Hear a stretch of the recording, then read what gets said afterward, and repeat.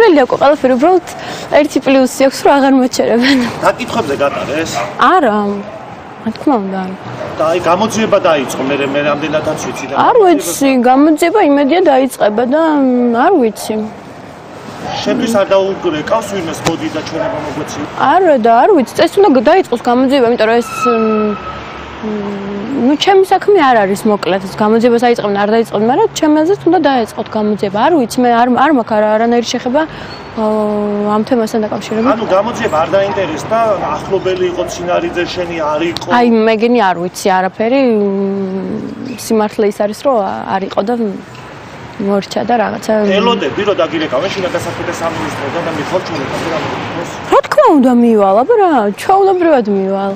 თუ დამირეკავენ მივალ, მე არანაირი პრეტენზია არ მაქვს საერთოდ. მივალ ჩვეულებრივად. ცინარიძეც ბოლო-ბოლო იცნობდი თუ არ იცნობდი? ვაიმე, მაგის სახელს გვარ საერთოდ ნუ მიხსენებთ. აი მაგ ადამიანმა ვაფშე დამანებოს თავი და დამანებებს თავი.